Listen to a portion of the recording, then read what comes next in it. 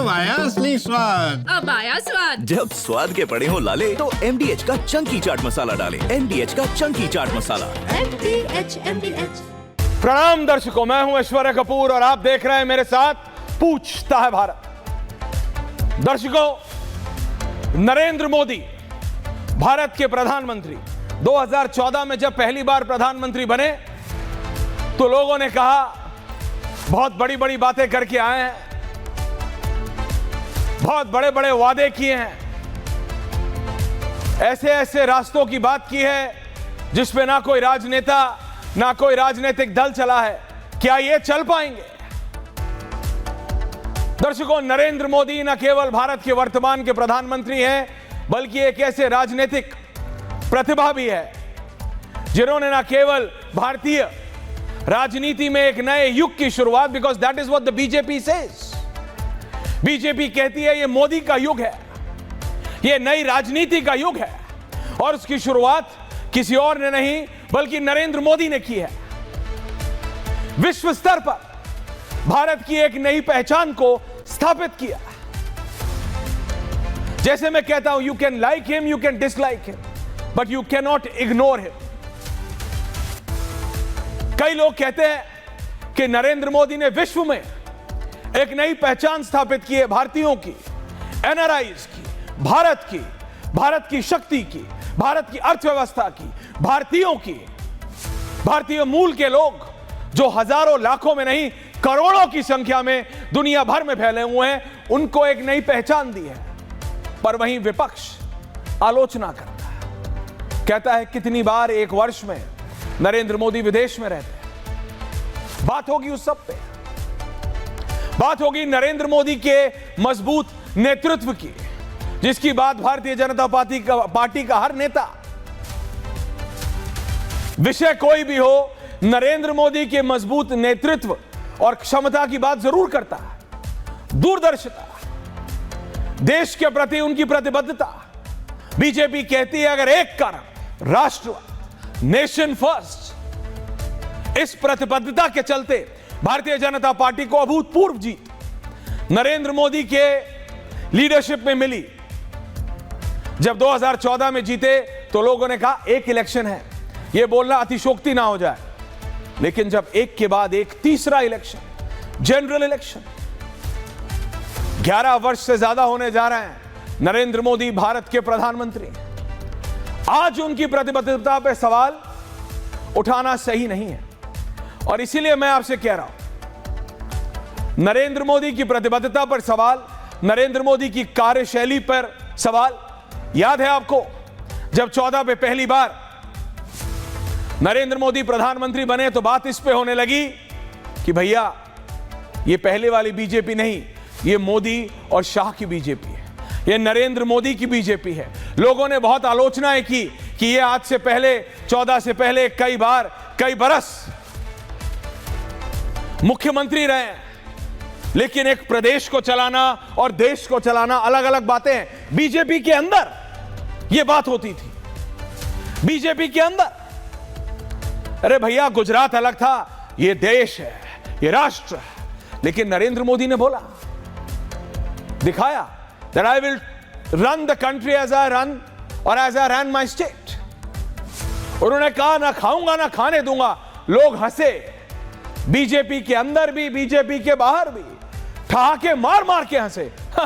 ऐसा कैसे हो सकता है? पर नरेंद्र मोदी said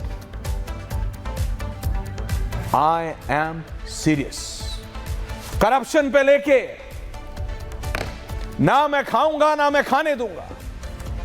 गरिमा, मेरे को मेरा ग्राफिक्स का वो चला दीजिए प्लीज, वो हट गया है गलती से, वो हट गया। तो बात सिर्फ इतनी है, क्या यह सचमुच एक करिश्माई लीडरशिप का कमाल है या यह वो दूरदर्शिता है जो किसी और राजनेता ने नहीं देखी? लोग बोलते हैं भारत के लिए, बीजेपी कहती है कि भारत के लिए मोदी जरूरी है, विपक्ष कहता है क्यों जरूरी है? यह बात सिर्फ उतनी है दर्शकों, जैसा मैंने आपको बताया, उनके मजबूत नेतृत्व की, उनकी प्रतिबद्धता की। भारतीय जनता पार्टी को भी कई बार, कई पूर्व राष्ट्रीय अध्यक्षों को भी कितनी बार दिक्कत हुई उनकी प्रतिबद्धता, उनके टाइमिंग्स, उनके 24/7 365 जैसे राजनेता को संभालने में, और नरेंद्र मोदी के साथ अमित शाह का साथ। यह बात जेन्युइन है। वहीं दूसरी तरफ उनकी सामाजिक नीतियों ने गरीबों, महिलाओं और वंचित वर्गों के लिए बीजेपी कहती है वो किया जो पिछले 70 सालों में नहीं हुआ। क्या सचमुच हुआ? वो कहते हैं प्रधानमंत्री लीड्स फ्रॉम द फ्रंट। इसकी बहुत आलोचना भी हुई कि 2024 के बाद, 14 के बाद प्रधानमंत्री नरेंद्र मोदी ने हर बड़े मंत्री को और उसके विभाग के सारे अफसरों को प्राइम मिनिस्टर ऑफिस में बुलाना शुरू करा। रिपोर्ट कार्ड दिखाओ, इररिस्पेक्टिव, आप गृह मंत्री हो, आप रक्षा मंत्री हो, आप अर्बन डेवलपमेंट मिनिस्टर हो, आप विदेश मंत्री हो, आप वित्त मंत्री हो, I am the prime minister, it's my view point. बहुत आलोचना हुई थी उसकी 14, 15, 16, 17, मुझे याद है। कई सीनियर बीजेपी लीडर्स ने भी कहा यह क्या तरीका है, मेरा सेक्रेटरी मेरे को नहीं, प्राइम मिनिस्टर्स ऑफिस को रिपोर्ट करता है। लेकिन आज 11 साल बाद दिखता है, चाहे वो उज्ज्वला योजना हो, आयुष्मान भारत योजना हो, ये वो योजना है, हर घर जल हो, हर घर सड़क हो, हर घर पानी हो।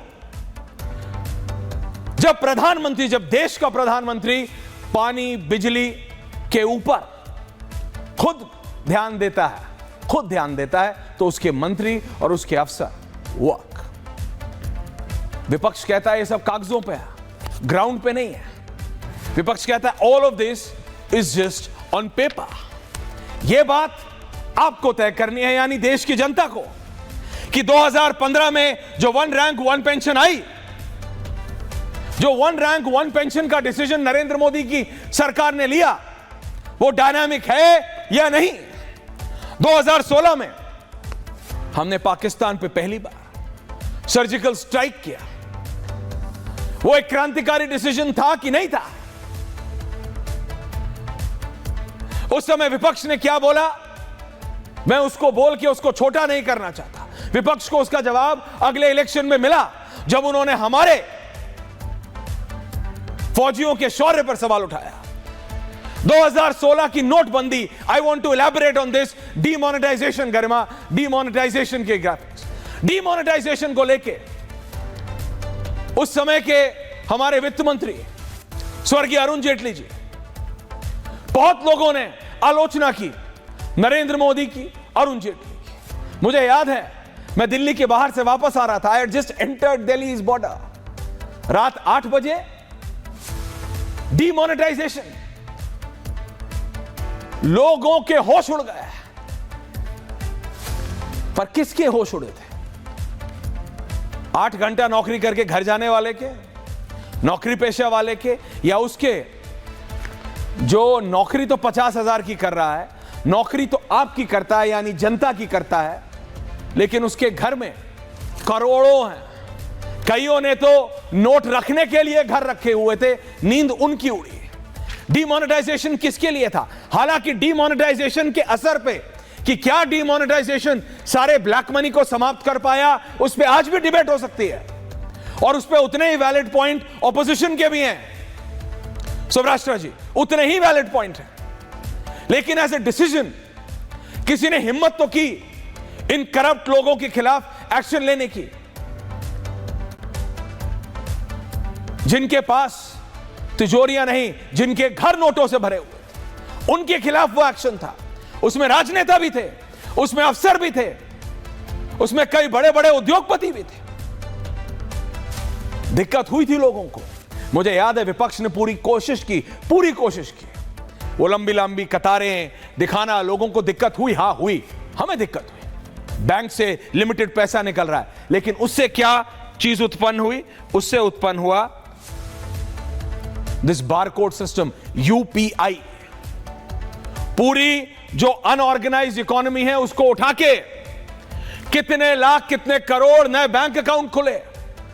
दुनिया का कोई ऐसा नेता नहीं है दर्शकों, दुनिया का कोई ऐसा प्रधानमंत्री राष्ट्रपति नहीं है जो आए और ये देखता है कि हमारे यहां आप एक नुक्कड़ की दुकान से सॉफ्ट ड्रिंक, एक चिप्स का पैकेट और सब्जी वाले से आप 2 नींबू, थोड़ा सा पुदीना और हरी मिर्च और 1 किलो लौकी खरीद सकते हैं through your UPI। The French, the Germans, the Americans, the British, the Russians, you name it. And they were surprised every time, over and over again. हर बार जब किसी ने देखा, अरे सब्जी आप UPI पे खरीद सकते हो।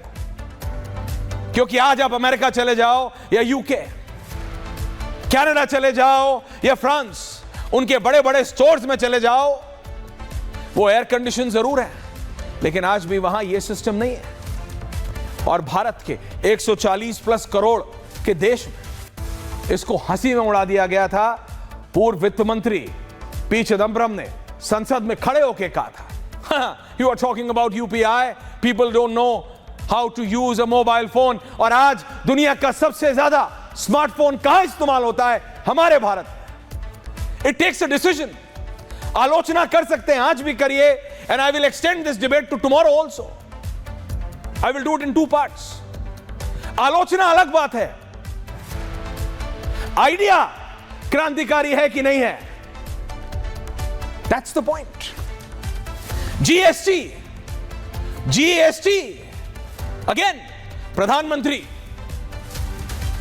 स्वर्गीय अरुण जेटली, GST लोगों ने कहा गलत है। शुरू में आया, उद्योगपतियों में भी बहुत ज्यादा कंफ्यूजन था। सुभाष जी, बहुत ज्यादा कंफ्यूजन। मनोज जी को ले आइए अंदर स्टूडियो में, आई विल गो नेक्स्ट। बहुत ज्यादा कंफ्यूजन था, GST से ये होगा, GST से ये होगा, लेकिन अब उन्हें समझ आया, 2 साल 3 साल में समझ आया, अच्छा अब ये भी नहीं है सिर्फ GST है, अब ये भी नहीं है सिर्फ GST है। बहुत बड़े बड़े लोगों ने बहुत बड़ी बड़ी बातें की, सरकार गिर जाएगी। डिमोनेटाइजेशन पे बोला था, सरकार गिर जाएगी। GST पे बोला था, सरकार गिर जाएगी। 25 में खड़े हैं आप, सरकार नहीं गिरी, नरेंद्र मोदी नहीं गिरे।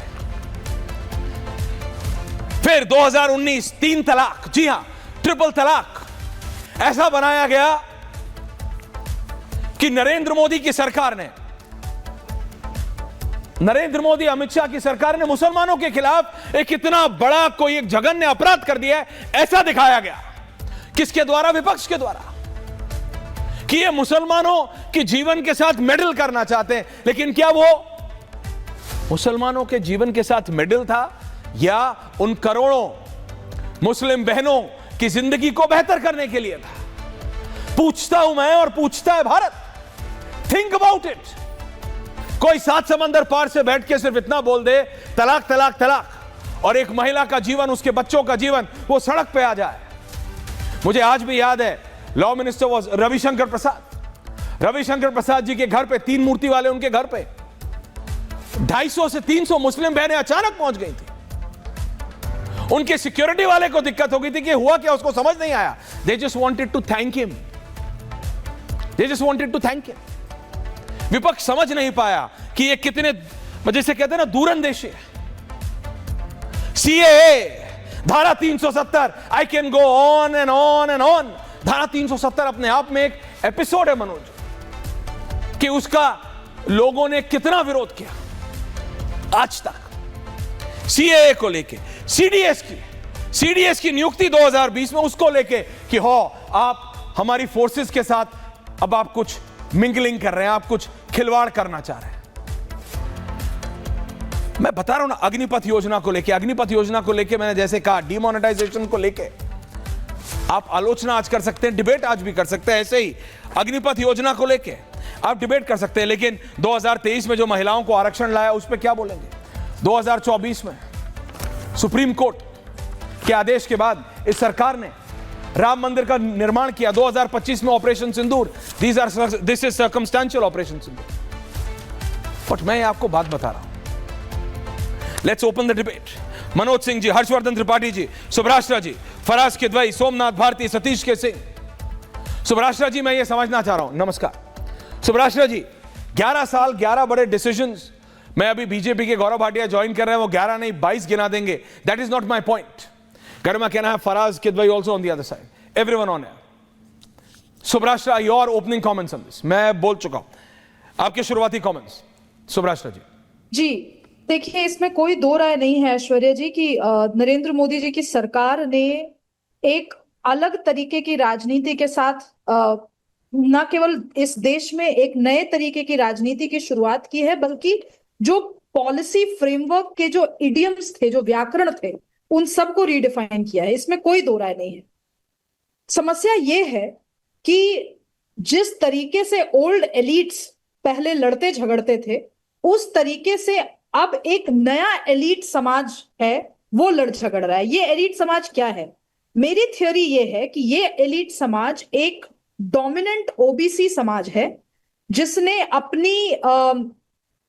अपनी राजनीति की जो बिसात थी उसकी मजबूतियों को तो समझा है, लेकिन कमजोरियों को नजरअंदाज करके चल रहा है. मैं बताना चाहती हूं कैसे.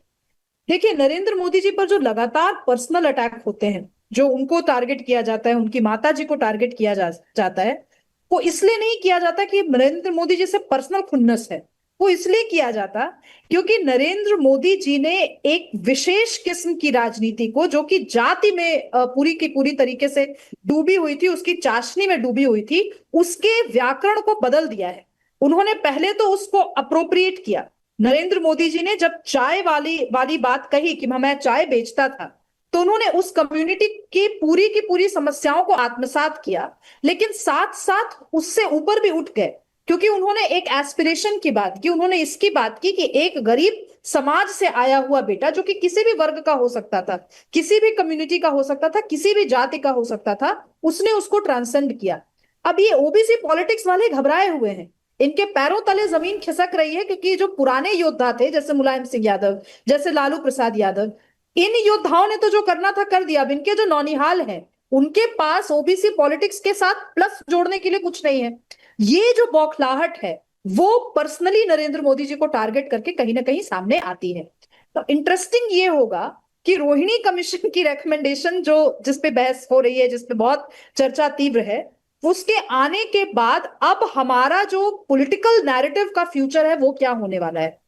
इसलिए मैं इस पूरे परिप्रेक्ष्य को, एक्चुअली आपने बहुत वृहद फलक दिया था ऐश्वर्या जी, मैं इसको थोड़ा सा नैरो डाउन करके मैं कहना चाहती हूँ, ये मूल राजनीति अब ओबीसी राजनीति का फ्यूचर क्या है, इस पे आकर के टिकी हुई है. और ये सिर्फ बिहार और यूपी की बात नहीं है ऐश्वर्या जी. हम इस मुगालते में है कि ये पॉलिटिक्स दक्षिण भारत में नहीं हुई. ये राजनीति स्टालिन ने भी की, ये राजनीति आपकी अन्य पार्टियों ने भी की. आप एक एक स्टेट वाइज देखते चले जाइए, ये सारे ओबीसी लीडर्स हैं, चाहे वो भाजपा के हो, चाहे वो आपके नॉन बीजेपी जो राजनीति है उसकी रही हो. ये सब लड़ाई उसी की है, ये शेयरिंग ऑफ द पाई की लड़ाई है. अब देखना ये है कि मोदी जी की जो सरकार है और भाजपा की जो पॉलिटिक्स है, वो इस केक, अब बड़ा केक बेक करती है, या उसी केक में कितने हिस्से होंगे, लड़ाई उस पर रहती है. हर्षवर्धन जी, ओपनिंग कमेंट्स. सबके पास आ रहा हूं. हर्षवर्धन जी. नहीं ऐश्वर्या जी, आपका सवाल मैं सुन लूं क्योंकि मैं देर से जुड़ा. नहीं, सवाल नहीं है, ओपनिंग कमेंट्स है. नरेंद्र मोदी को लेके, नरेंद्र मोदी की लीडरशिप को लेके 2014 से लेके 25 आ गया.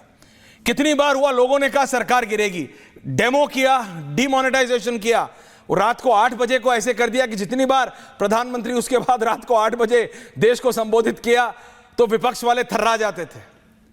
कहा सरकार गिर जाएगी, जीएसटी लाए बोले सरकार गिर जाएगी, सीएए लाए बोले सरकार गिर जाएगी, आर्टिकल 370 लाए बोले सरकार गिर जाएगी. On every major decision of Narendra Modi the opposition said कि सरकार गिर जाएगी, बिकॉज उन्होंने सोचा ये देश तैयार नहीं है रेडिकल चेंजेस के लिए. क्योंकि उन्होंने सोचा, क्योंकि उनकी सोच नहीं है, तो उन्होंने सोचा कि ये देश चेंजेस के लिए, अगली, अब मतलब जिसे कहते हैं ना, अगले काल में जाने के लिए, मतलब लाइक चेंजिंग द गियर, उसके लिए तैयार नहीं है ये देश. हर्षवर्धन जी, और ओपनिंग कमेंट्स ऑन दिस. देखिए ऐश्वर्या जी, मुझे लगता है कि जहां आपने आखिरी जो लाइन बोली है ना, मैं वहां से शुरू करूं तो बात ज्यादा समझ में आएगी. नेता मतलब ये नहीं होता है कि देश अभी तैयार नहीं है इसलिए हम आगे नहीं बढ़ेंगे. नेता का मतलब ही होता है कि जो देश को, समाज को, लोगों को तैयार कर सके आगे बढ़ने के लिए. और दुर्भाग्य से भारत की स्वतंत्रता के बाद हमारे नेताओं ने ये कहकर कि देश अभी तैयार नहीं है, सारी समस्याओं को टाले रखा। इससे आप समझिए तो बहुत अच्छे से समझ में आएगा कि नरेंद्र मोदी फिनोमिना है क्या। और अक्सर मोटिवेशनल स्पीकर या फिर किसी को बहुत आप निराश उदास बैठा हुआ है तो आप बताते हैं ना कि इम्पॉसिबल को आई एम पॉसिबल कहा जाता है। आई एम पॉसिबल कहकर ही नरेंद्र मोदी आए, और जो मोदी है तो मुमकिन है नारा बना, वो यूं नहीं बना। उदाहरण के लिए जब हम ये कहते हैं कि क्या भारत में कभी ऐसा होगा कि देश के एक हिस्से को देश से काट कर रखने के लिए वहां के दलितों को, वहां के दूसरे लोगों को पूरा कानून का लाभ न मिले, भारत से न जुड़ा रहे, दो निशान दो विधान चले गए, कभी 370 खत्म होगा क्या?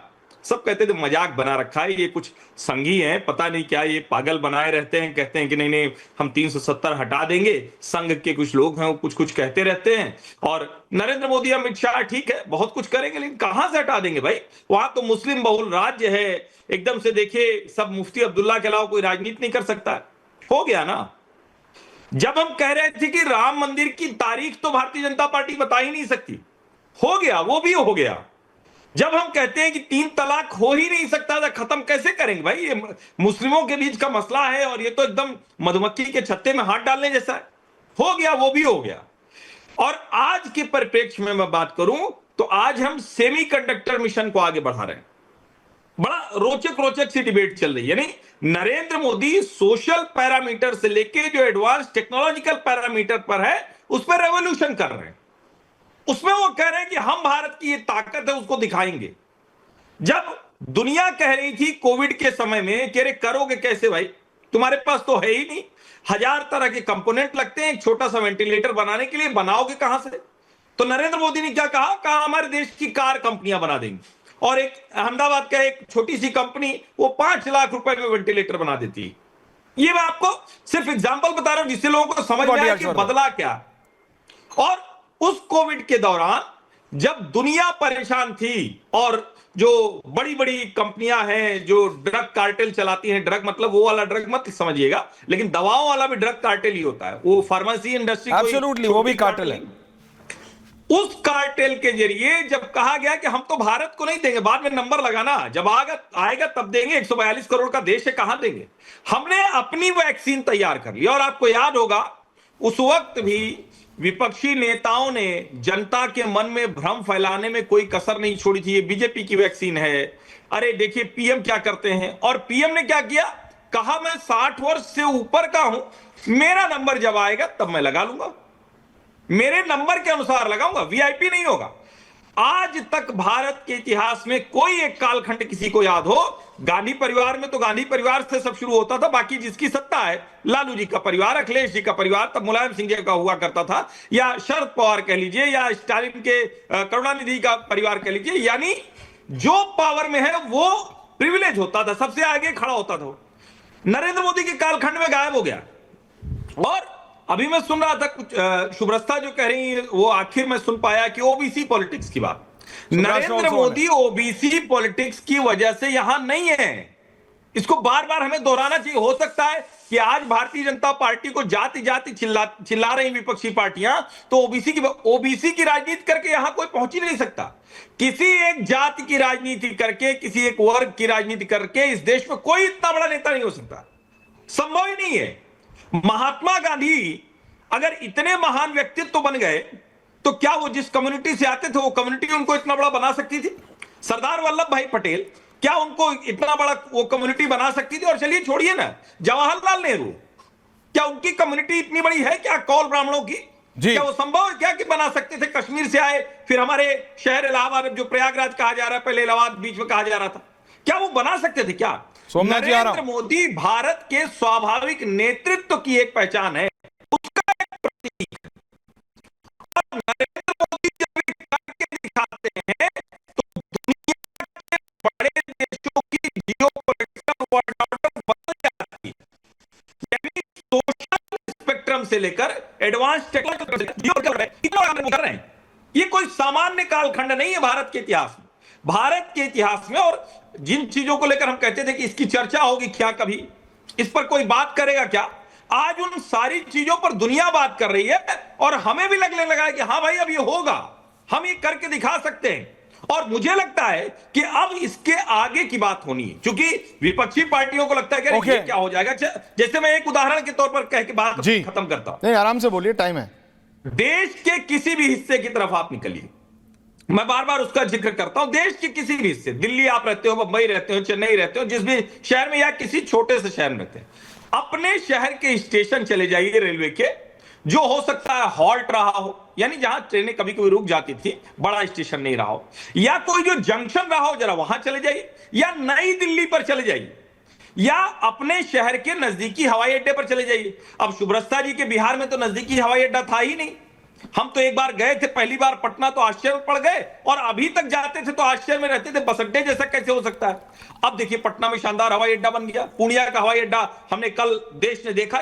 यानी देश के हर क्षेत्र में जो मूलभूत जरूरतें हैं उससे जुड़ी चीजों में परिवर्तन हो रहा है, और ये डेवलपमेंट पॉलिटिक्स है। नरेंद्र मोदी राजनीति कर रहे हैं तो जात की भी राजनीति करेंगे, दूसरी राजनीति भी करेंगे, सब कुछ करना पड़ेगा, लेकिन बेसिक क्या है, लोगों के जीवन को बेहतर करने का कोई काम जो सरकार को करना चाहिए वो मोदी कर रहा है, और मुझे लगता है इसीलिए वो फिनोमिना इतना बड़ा हो गया। मनोज जी, मैं आ रहा हूं आपके पास, लेकिन सतीश जी और फराज साहब के बाद। सतीश जी, सोमनाथ भारती जी, फराज साहब। सतीश के सिंह जी, आज उल्टा चला रहा हूं, आप हमेशा 40 पे आते हैं। हमें देखिए जब समालोचना, आपका प्लेटफॉर्म समालोचना के लिए होना चाहिए, तो जो अच्छा है वो अच्छा कहिए, जो नहीं है वो नहीं कहिए। एक तरफा आंख मूंद के कहने से कोई फायदा नहीं। दरअसल भारतीय जनता पार्टी का, मोदी जी का काल का ये विरोधाभासों पे चली है। मैं भी मानता हूं कि 370 एक बहुत बड़ा ऐतिहासिक कदम था, मैं भी उसके समर्थन में हूं। मैं भी मानता हूं कि राम मंदिर बन जाना चाहिए था, वो भी एक ऐतिहासिक फैसला, इनका प्रयास है, सब ठीक है। लेकिन अगर आप यथार्थ में देखिए, ये प्रचार के चक्कर में यथार्थ को खो देते हैं, और इसीलिए मैं कहता हूं विरोधाभास। आज टेक्नोलॉजी के क्षेत्र में अगर हम में आज ताकत रहती तो ये चाइना वाले और अमेरिका वाले हमारी तरफ देखते नहीं, उनकी हिम्मत नहीं थी। ये अभी हम टेक्नोलॉजी में पिछड़ रहे हैं, इस बात को कहना चाहिए। जो नई नई टेक्नोलॉजी है उसमें हम पिछड़ रहे हैं, पहली बात। दूसरी बात, जीएसटी की आपने बात की, आपने डीमोनेटाइजेशन की बात की, ये दोनों ऐसे थे जिस पे जो क्वेश्चन किए गए थे वो वाकई सही थे, और वही 8-9 साल बाद ये सरकार कर रही है, तो ये विरोधाभास है। तीसरी बात मैं कहता हूं, राजनीति के क्षेत्र में मोदी जी अमिताभ बच्चन है, वो मैं मानता हूं, लेकिन गोल और गोल पोस्ट चेंज करने में थोड़ा अंतर है। आप ये देखिए कि यही आप ही के चैनल पर कई बार हमने भाजपा वालों और उनके समर्थक वक्ताओं को सुना कि कह रही है विभाजनकारी लोग हैं जो ये मांग कर रहे हैं जात गिनती की, ये जो लोग हैं माओइस्ट हैं, ये लोग एनार्किस्ट हैं, पता नहीं। तो हम आज ये बात मोदी जी के लिए कहें क्या? नहीं कहेंगे, नहीं कहेंगे, ये हम नहीं कहेंगे। लेकिन ये जो विरोधाभास की जो राजनीति होती है, तो इतना कहने के बाद जैसे पूरे देश में 70 साल में 0 सन्नाटा हुआ और सब मोदी जी आके कर दिए, क्या डीमोनेटाइजेशन का कुप्रभाव नहीं हुआ? मेरा तो ऐसा मानना है कि अगर डीमोनेटाइजेशन नहीं होता तो भारत कब का 5 ट्रिलियन इकोनॉमी बन जाता, माइनस कोरोना। मैं ये बोल रहा हूं, माइनस कोरोना। तो हमको सीखना चाहिए, और खाली ऐसे ऐसे कर देने से, सब ढक तोप देने से काम नहीं चलता है, इस बात को समझ लीजिए। हम तो कभी कभी कहते हैं कि सब नेता कुछ न कुछ गड़बड़ी करता है, उससे गड़बड़ियां हो जाती है, लेकिन सबको मिलके चलने से क्या हुआ? आप अभी विरोधाभास की बात करते हैं, हमने बम मारा पाकिस्तान के ऊपर, बहुत अच्छा किया, ऐतिहासिक फैसला था, लेकिन हमको सीज फायर करना पड़ा, उसका भी मैंने स्वागत किया। लेकिन अब ये कहना कि हम तो बस दादा हैं, पाकिस्तान हमारे सामने पिद्दी है, तो जो हमारे ऊपर आतंक भेजता है उसके साथ हमने क्रिकेट क्यों खेला? ये विरोधाभास नहीं है क्या? ये विरोधाभास है कि नहीं? तो ये विरोधाभास से आप कह सकते हैं कि इट्स क्लीन पॉलिटिकिंग और पॉलिटिक्स और स्टेट क्राफ्ट में अंतर होता है, ऐश्वर्या जी। ओके सतीश जी। मनोज जी, अब मैं पहले आपके पास आ रहा हूं, उसके बाद फिर मैं पॉलिटिशियंस के पास जा रहा हूं, फिर मैं आ रहा हूं सोमनाथ जी और फिर फराज भाई के पास। मनोज जी, आपने सतीश जी को भी सुना, सुब्राष्ट्रा जी को भी और हर्षवर्धन जी को भी। मनोज जी, देखिए, सबसे पहले है कि 3 लोग 3 तरह के अपने व्यू को लेकर आए।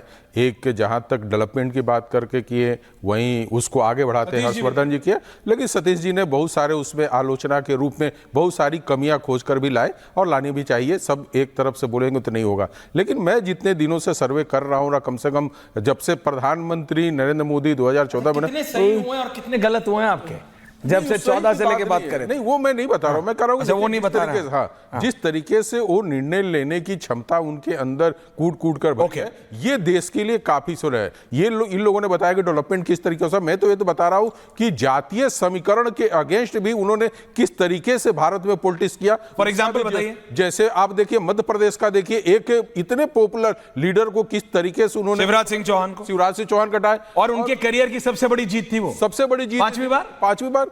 लेकिन वही मैं कर रहा हूं कि हर जगह पे आप देखेंगे कि जाति, अब राजस्थान में कोई ब्राह्मण मुख्यमंत्री को बनाकर आप ले आइए और वैसे नाम को लेकर जिसको कोई नहीं जानता है, तो ये हर्षवर्धन जी उसी तरह से आप देखिएगा खट्टर को जिस तरीके से हरियाणा में लाए, और जब उनको हटाया गया तो कहा गया कि अब हरियाणा की पॉलिटिक्स से कहीं ना कहीं बीजेपी का सफाया हो जाएगा, और वो चीजें नहीं थी और जीत कर आए और एक बड़े जीत के साथ आए। तो ये उनकी एक खासियत रही है कि वो किस तरीके से निर्णय लेते हैं और निर्णय पे वो कायम रहते हैं। और यही देखिए, जैसे राम मंदिर का था कि भाई निर्णय तो ठीक है कोर्ट ने दे दिया, लेकिन उसको बनाना कितना मुश्किल काम होगा। लेकिन एक समय सीमा के अंदर जब वो आए तो सतीश जी ऐसे लोगों ने भैया कि भाई बिना गुंबद का आपने कैसे उसका पूजा और वहां पे स्थापित कर दिया। आलोचना के लिए कभी गुंबज भी देखना पड़ेगा, कभी पिलर भी देखना पड़ेगा, लेकिन इस बात को मानना पड़ेगा कि नरेंद्र मोदी ने किस तरीके से भारत में उन सारे चीजों को लागू किया जिसकी हम, लेकिन विपक्ष बोलता है, अभी आप सुनेंगे सोमनाथ जी को, अभी आप बोलेंगे फराज, सोमनाथ जी आइए, सोमनाथ जी बोलेंगे देखिए इन्होंने ईडी को कैसे कर दिया, देखिए इन्होंने हमको हरवा दिया, देखिए अभी इलेक्शन कमीशन, सतीश जी ने बोला कैसे नहीं, मैं ये भूल गया, सतीश जी को शायद याद नहीं रहा होगा, है सतीश जी? एजेंसीज की बात नहीं की आपने, अगले बार चलिए ठीक है, अच्छा अगली बार एंडिंग कमेंट्स में। सोमनाथ भारती जी, सोमनाथ जी वोट का जरूर बात करूंगा। सोमनाथ जी बीजेपी बोलती है भैया 14 से हमने एक अलग तरीके की राजनीति की है, अलग तरीके की राजनीति करने तो आप लोग भी आए थे। सोमनाथ भारती जी। ऐश्वर्या जी, मैंने आपने जो दादा साथियों ने बातें रखी बड़ा ध्यान से सुना और समझना चाह रहा था कि किस प्रकार की अच्छी चीजें माननीय मोदी जी ने करी हैं पिछले 11 साल के अंदर। देखिए, पहले तो मैं उनको बधाई दे दूं, कल उनका जन्मदिन है, उनको बहुत बहुत बधाई हो, स्वस्थ रहें और आगे देश के लिए सेवा करने का प्रयत्न करते रहें। देखिए, मैं देख पा रहा हूं कि जो सबसे बड़ी एक उम्मीद जागी थी मोदी जी के आने के बाद कि देश की समस्याएं खत्म हो जाएंगी, अनएम्प्लॉयमेंट खत्म हो जाएगा, रुपये डॉलर के बराबर आ जाएगा, पेट्रोल 30 रुपये हो जाएगा, फार्मर्स के जो कमाई है दुगना हो जाएगा, स्टूडेंट्स के लिए कई फैसिलिटी आ जाएंगी, जीडीपी डबल डिजिट में होगा, क्या क्या नहीं कहा गया था। आप गिनाने को जब आते हैं, जो एक आम आदमी की जिंदगी को छूता है, वहां कहां परिवर्तन हुआ है? शिक्षा में क्या बदलाव हुआ है? स्वास्थ्य सेवाओं में क्या बदलाव हुआ है? इनके जो कह रहे थे आयुष्मान प्राइवेट हॉस्पिटल्स ने रिजेक्ट कर दिया, आपको मालूम होना चाहिए। और जो सबसे बड़ी मैं देख पाता हूं कि क्या हानि हुआ है, माननीय मोदी जी के पास अगर मैं कभी बात कर पाता तो उनको कहता, अमर हो जाते। लेकिन डेमोक्रेसी इतनी कमजोर हो गई पिछले 11 साल में, इंस्टीट्यूशंस इतने कमजोर हो गए पिछले 11 साल में। कभी किसी ने सोचा था कि फिक्सिशियस केसेस में आप सिटिंग चीफ मिनिस्टर को उठा के बंद कर दिया करोगे? कभी किसी ने सोचा था कि भाई इलेक्शन कमीशन रूलिंग पार्टी को डिफेंड करेगा वोट चोरी के मामले में? और ऐसे आर्गुमेंट्स दिए गए इलेक्शन कमीशन के द्वारा जो इतना हास्यास्पद है, इतिहास याद रखेगा इनको। आप मुझे बताएं, क्या रूपी कहां खड़ा है? आप मुझे बताएं, ट्रंप के आगे देश कैसे बदनाम हो रहा है? आप मुझे बताएं, कहा था कि भैया क्रिकेट कैसे खेलेंगे पाकिस्तान के साथ, और पूरा देश खड़ा था कि इंडो पाक का क्रिकेट मैच नहीं होना चाहिए। लेकिन नहीं, भाजपा के नेताओं को भी शर्मसार होना पड़ा, लेकिन क्रिकेट मैच तो हुआ। मैं तो ये जानना चाहता हूं कि किस क्षेत्र में देश मजबूत हुआ है, बता दीजिए मुझे। कहा था made in India, make in India, कहा था कि भैया हम इस देश, मतलब आप देखें एक बात पक्का है, बीबीसी इंटरव्यू अगर आप देखें जो माननीय मोदी जी का हुआ था ये गोधरा राइट्स के बाद गुजरात में, उन्होंने एक बात आखिरी में कही थी जब पूछा था कि मोदी जी बताएं क्या कुछ गलती कहां हो गई, वो जो लाइन कही थी भाजपा की शुरुआत वहीं से आगे बढ़ने की हुई है। कहा था मीडिया मैनेज मैंने नहीं किया, यही मेरे से गलती हो गई। माननीय मोदी जी को भारत माता ने बड़ा अच्छे मौके दिए, लेकिन मुझे नहीं लगता कि उस प्रपोर्शन में उसको उन्होंने यूज किया। आप डिमोनेटाइजेशन देख लीजिए, कहा था बहुत कुछ, लेकिन जितना नोट 500 और 1000 का था उससे दुगने वापस आ गए। अरे क्या फायदा देश को हुआ मुझे बताइए। जीएसटी में इतने बड़े बड़े क्लेम किए गए थे, अपने फैसले को रिवर्स किया 8-9 साल के बाद। आर्टिकल 370 का हमने भरपूर, उसका हटाने का भरपूर सहयोग किया, हमने समर्थन भी किया, लेकिन क्या उसके बाद जम्मू कश्मीर में स्थिति सुधरी? स्थिति इतनी खराब हो गई कि पीएसए के अंदर पहली बार इतिहास में भारत के डेमोक्रेटिक हिस्ट्री में एक एमएलए को, सिटिंग एमएलए को बंद कर दिया आपने उठा के। तो डेमोक्रेसी की ऐसी फजीयत पहले कभी नहीं हुई। हां, अब आप देखें कि भाई आपने क्या कहा, और मतलब मैं तो बड़ा, देखिए बहुत प्रधानमंत्री हैं, बहुत आदर से देखता हूं, लेकिन कैसी कैसी बातें कह दी उन्होंने। अरे भाई क्लाउड है, क्लाउड में रडार नहीं पकड़ा जाएगा। अरे भाई कोविड के दौरान थाली बजाओ, ये समाधान था। आप देखिए कहे ऑपरेशन सिंदूर जारी है। अरे ऑपरेशन सिंदूर अगर जारी है तो इंडो पाकिस्तान का मैच करा करके जो मेरी बहनें थी जिनके सिंदूर उजाड़े गए, उनके घाव पे आपने क्या मिर्ची रगड़ी है? क्या अच्छा लग रहा है ये? वुमेन रिजर्वेशन की बात करती इन्होंने, अरे कहां लागू किया बताइए मुझे आप। हाँ, आपदा में अफसर, ऑप्टिक्स में अगर कभी पीएचडी कोई यूनिवर्सिटी देती हो, इनकी डिग्री पे सवाल उठता है, मैं तो कह रहा हूं कोई यूनिवर्सिटी इनको पीएचडी दे दे और बकायदा पीएचडी की डिग्री दिखा करके दे। ऑप्टिक्स मैनेज करने में कोई पीएचडी कहीं देता हो तो माननीय मोदी, आम आदमी पार्टी कह रही है काम से ज्यादा व्हाट जो किया है उसका गुणगान किया। Okay, I get your point, ठीक है, मैंने आपका पॉइंट है। फराज साहब, फराज किद भाई, हर्षवर्धन जी आ रहा हूं एंडिंग कमेंट्स के लिए। फराज साहब। जी देख ऐश्वर्या जी, आज जो आपने अभी बेसिकली डिस्कशन रखा है ये बहुत अच्छा डिस्कशन है, और हमसे पहले जो भी लोग थे उन्होंने मोदी जी के बारे में जो कसीदे पढ़े हैं, तो मुझे लगता है कि अगर कोई शायर होता तो वो अपनी पूरी एक किताब लिख देता उससे। बहरहाल मैं शुरुआत करूंगा सबसे पहले, हालांकि यहां पर उसकी जरूरत नहीं थी जो आपने आज डिबेट का टॉपिक रखा था, लेकिन हमारी बहन ने सबसे पहले ओबीसी से शुरुआत की और दलितों से शुरुआत की। तो मोदी, यहां पर यह भी बात हुई कि मोदी जी का करिश्माई नेतृत्व, मोदी फिनोमेना, मोदी और पता नहीं क्या क्या बात हुई। Ministry of social justice and empowerment की रिपोर्ट रखी है मेरे पास। ये मोदी जी के ही राज में पॉसिबल है कि अगर इस देश में जो लोग गटर साफ करेंगे, सेप्टिक टैंक साफ करेंगे और जो लोग टॉयलेट साफ करेंगे, उसमें 92% लोग SC, ST और OBC होंगे। ये मोदी जी के ही राज में पॉसिबल है। ये मोदी जी का ही हो रहा है ऐश्वर्या जी, और ये मोदी जी का ही टैलेंट है कि इस देश के सबसे बड़े सूबे में अगर दलितों के ऊपर सबसे ज्यादा अत्याचार होगा तो वो कहां होगा? वो उत्तर प्रदेश में होगा। और मैं ये नहीं कह रहा हूं, ये कह रही है ministry of social justice and empowerment की रिपोर्ट। ये मोदी जी के ही शासनकाल में पॉसिबल है कि अगर IITs की आप बात करिएगा तो IIT भुवनेश्वर में रिजर्वेशन के खिलाफ जो रिजर्वेशन सरकार ने दिया हुआ है, बाबा साहब डॉक्टर भीमराव अंबेडकर ने दिया हुआ है, 80% फैकल्टी कहां की होगी?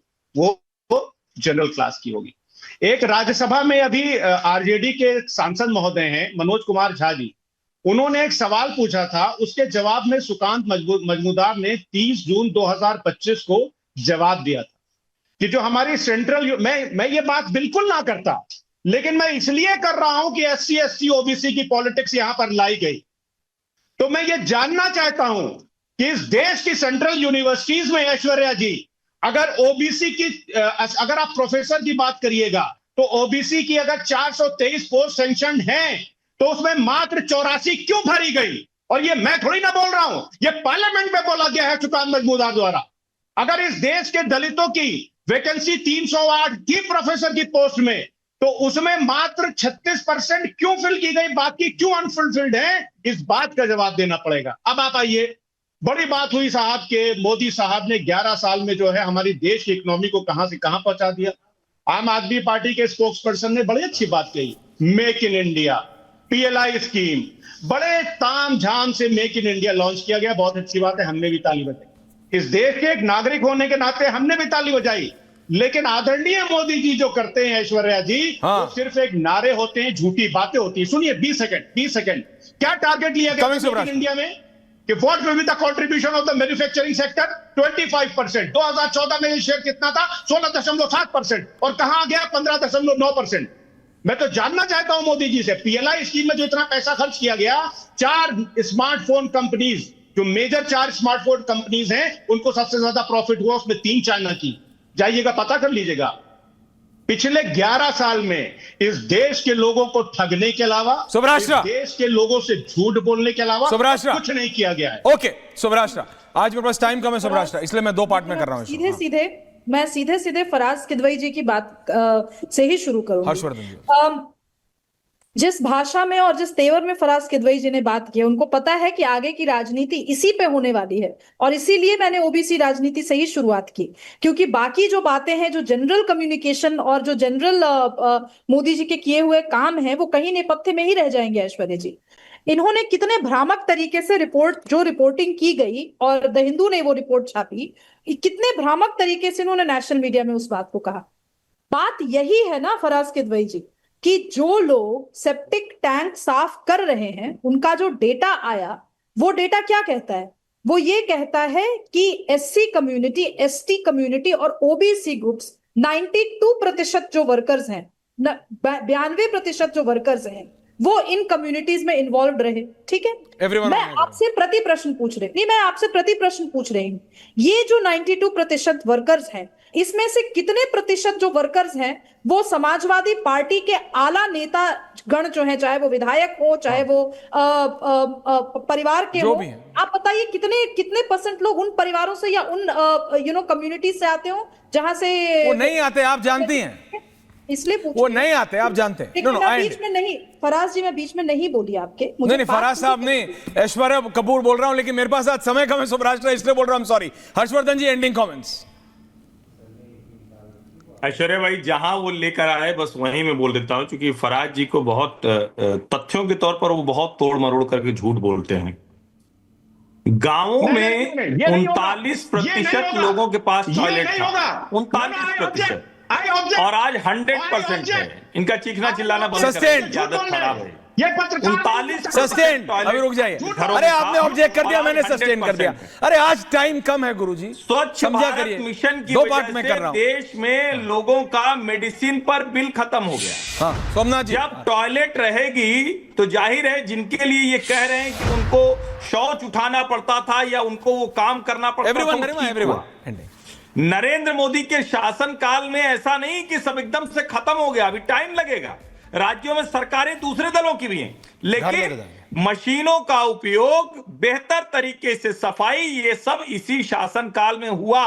देश के प्रधानमंत्री ने झाड़ू उठाई, देश के प्रधानमंत्री ने लाल किले से शौचालय की बात की, देश के प्रधानमंत्री हर्षवर्धन जी, आप और हम कल भी होंगे। मनोज जी, सतीश जी, सोमनाथ जी, समय कम है। सुब्राष्ट्र, I am asking for your time for the show on air itself कल, because I have to do this show 2 भाग में। मनोज जी, लेकिन जो सर्वे करा है मैट्राइज ने, तो पता लगेगा देश की जनता क्या सोचती है। सतीश जी, जो आप कह रहे थे ना इलेक्शन कमीशन, पता लगेगा। सोमनाथ जी, क्या ईडी, क्या सीबीआई, क्या इलेक्शन कमीशन, क्या एसआईआर, सब पता लगेगा कल, because I am going to get that survey. और फिर पता लगेगा, क्योंकि आपने जितनी बार भी कहा है आप लोगों ने कि इस बार गड़बड़ हो जाएगा, इस बार हार जाएगा मोदी उसी बार जीतता है, और उस बार उतनी ज्यादा विगरनेस से जीतता है, उससे और ज्यादा नंबर से जीतता है। That's my issue. तो आप लोग गड़बड़ कर रहे हैं देश की जनता को सेंस करने के लिए, सोमनाथ जी, जैसे आपने दिल्ली में किया, या फिर उनको मैंडेट नहीं मिला, उनको नहीं, आपको मैंडेट नहीं मिला, आपको दिल्ली में मिला मैंडेट। इस सब पे बात होगी कल। बहुत बहुत धन्यवाद आप सबका। MDH की हल्दी मिर्ची धनिया करे कमाल, ये रंग दे, ये खुशबू दे, ये तीखा, ये कम पड़े, क्या निराला MDH मसाला।